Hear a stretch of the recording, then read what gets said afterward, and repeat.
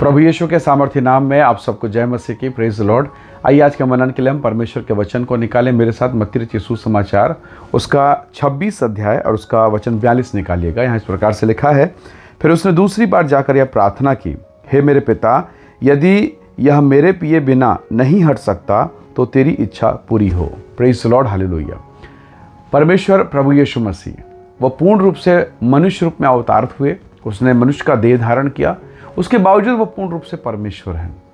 जब हम यहाँ गसमनी के बगीचे में इस प्रार्थना को सुनते हैं, और ये प्रार्थना दूसरी बार है जब उन्होंने प्रार्थना की कि पिता, ये कटोरा, ये परिस्थिति, ये माहौल हट जाए, पर अगर ये मेरे बगैर ग्रहण किए या मेरे बगैर ये नहीं टल सकता या बगैर ये पिए नहीं टल सकता प्रभु जी, तो तेरी इच्छा पूरी हो। कितने बार मैं और आप अपने जीवन में इतना हताश और निराशा कई विकट परिस्थितियों से होकर गुजरते हैं। जीवन में नाना प्रकार की दशा, नाना प्रकार की परिस्थितियां होती हैं। घर में अपमान, बेइज्जती, निंदा, बदनामी, बीमारी, रोग, श्राप। कई बार ऐसी स्थिति में आप फंस जाते हैं कि लोगों को बता पाना भी मुश्किल है और नहीं बता पाना या छुपा के रख पाना भी मुश्किल है। कई बार कई प्रकार की स्थितियाँ निर्मित होती हैं। प्रभु के लोगों, प्रभु यीशु मसीह गसमनी के बगीचे में है, और अब उन्हें मालूम है कि थोड़ी देर के बाद यहूदा इस्करियोती कुछ लोगों को लेकर आएगा। वो अरेस्ट होंगे, गिरफ्तार होंगे और क्रूस पर चढ़ा दिया जाएगा। ये बहुत पीड़ा का समय है, बहुत व्याकुलता का समय।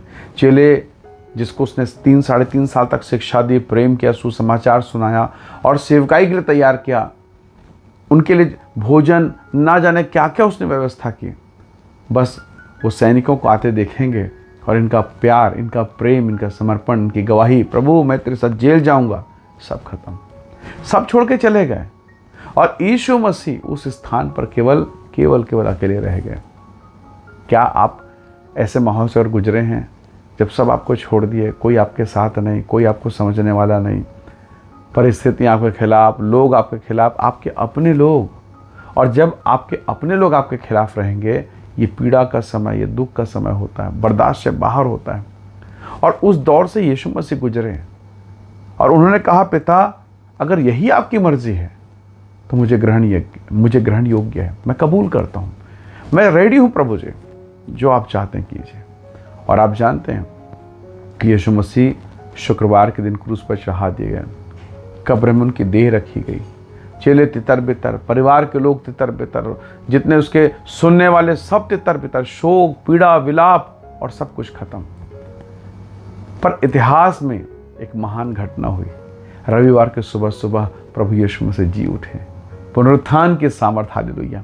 और अब जिन्होंने क्रूस पर उसे टांगा, जिन्होंने उसे कोड़े लगाए, जिन्होंने उसे खिले ठोके, जो उसे छोड़ कर गए, जो उसे मुंह फेर कर गए, जिन्होंने उसके मुंह पर थूका, आज शर्मिंदा हैं। और वो देखकर तौबा कर रहे हैं, पश्चाताप कर रहे हैं कि हाय प्रभु, मैंने क्या कर दिया, आपको छोड़ दिया, तिरस्कार कर दिया। परमेश्वर के लोगों, परमेश्वर की ये योजना है। फिलिप्पी की पुस्तक उसका 2 अध्याय कहता है कि उसके बाद उसे वो नाम मिला जो सब नामों से ऊंचा है। क्यों? क्योंकि उसने मृत्यु, क्रूस की मृत्यु को सह ली। आप पुराने नियम में यूसुफ को जानते हैं। उसके जीवन में क्या दोष था? बस यही ना कि वो सपने देखता था और वो अपनी मर्जी से नहीं, परमेश्वर से दिखाता। वो दर्शन, वो स्वप्न देखता और परमेश्वर के भय और भक्ति में जीवन बिताता। उसके साथ हुआ क्या? जो नहीं सोचा वो हो गया। उसके अपने भाइयों ने उसका कपड़ा उतार के उसे गड्ढे में डाल दिया और अंततः अपने ही सगे भाइयों के द्वारा वो बेच डाला गया, वो गुलाम बना दिया गया, वो इस्माइलियों के हाथ पहुंचा दिया गया, वो पोतीपर के घर गए। ना जाने क्या क्या अत्याचार, जिसने जैसा चाहा उसके साथ वैसा किया और अंततः उसे ले जाकर जेल में डाल दिया। अब वो लड़का जिसने अपने लड़कपन और जवानी के दिनों में जब उसे बाहर होना चाहिए, वो अपने जीवन के सबसे स्वर्णिम अवसर पर था, आज वो जेल में है, रो रहा है। ना माँ है, ना पिता है, ना भाई है, ना बंधु है, कोई छुड़ाने वाला नहीं, कोई बचाने वाला नहीं। और ऐसे समय में क्या प्रार्थना करेंगे? वचन खोल कर देखिए, स्पष्ट लिखा है, यहोवा उसके साथ था और जिस काम पर वो हाथ डालता परमेश्वर उसे आशीष देता। क्यों? कारण एक ही था, ना केवल परमेश्वर उसके साथ, पर ये यूसुफ, ये छोटा लड़का भी परमेश्वर के साथ था। जंगल में रहकर भी दाऊद ने महल की चाहत नहीं की, लेकिन संसार के बनाने वाले परमेश्वर की संगति में रहकर उसने परमेश्वर की उपस्थिति की चाहत की, अभिषेक की तमन्ना की। और परमेश्वर ने उसे मसा से भरा। हालेलुया। प्रभु के लोगों, आप जिस दशा में हैं उसी दशा में परमेश्वर के प्रति वफादार रहिए। कई बार प्रभु आपके जिन में कठिन परिस्थितियों को आने देता है, कठिन दशाओं को आने की अनुमति देता है ताकि वो आपको कुछ बनाएं।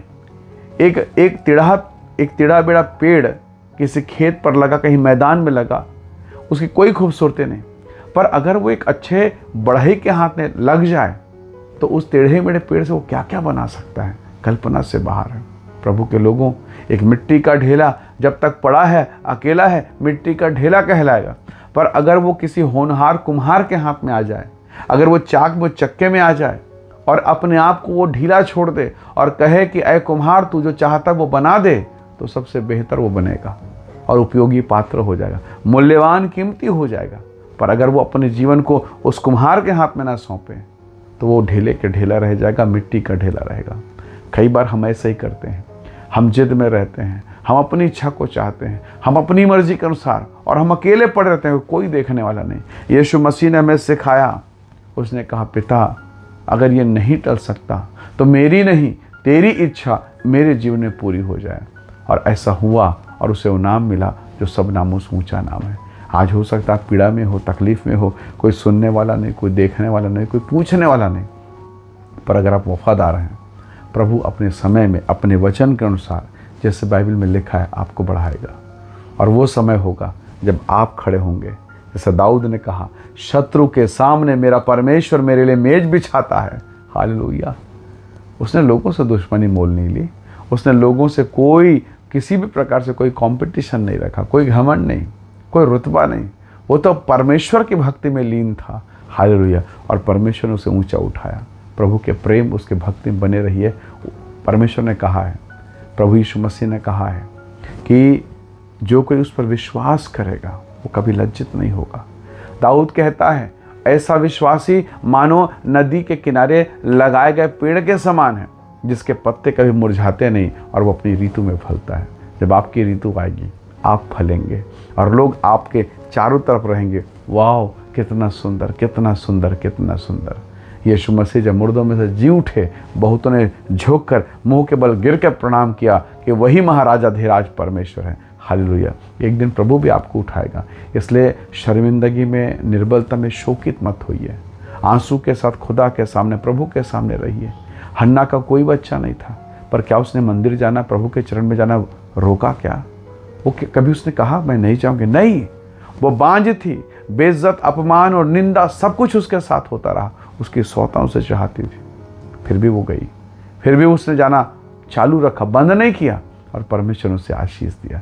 क्या जाने कब प्रभु आप पर दया कर दे। इसलिए लगे रहिए खुदा की उपस्थिति में, यीशु मसीह की उपस्थिति में। आइए दुआ करें, प्रभु से प्रार्थना करें। प्रेमी अनुग्रहकारी ईश्वर के पिता, मेरे प्रिय भाई बहन के जीवन को मैं आपके हाथों में सौंपता हूँ। शोक, पीड़ा, बदनामी, निंदा, हर एक विपरीत दशाओं में प्रभु तो ऊंचा उठाने वाला परमेश्वर है। मेरे प्यारे पिता, आप इस वचन के सुनने वाले, इस प्रार्थना विनती के सुनने वाले हर एक भाई बहनों पर अनुग्रह कर, दया कर, इन्हें ऊंचा उठा और शोक और पीड़ा से आप अपनी महिमा से भरपूर करें, ताकि उनका शोक, उनकी पीड़ाएं आनंद में परिवर्तित हो जाए और आपकी महिमा होने पाए। धन्यवाद पिता, प्रार्थना सुनने के लिए प्रभु यीशु के सामर्थ्य नाम से मांगते हैं। आमीन, आमीन। प्रभु आप सबको बहुत ऐसे आशीष दे। परमेश्वर का अनुग्रह आपके साथ हो। Praise the Lord. जय मसीह।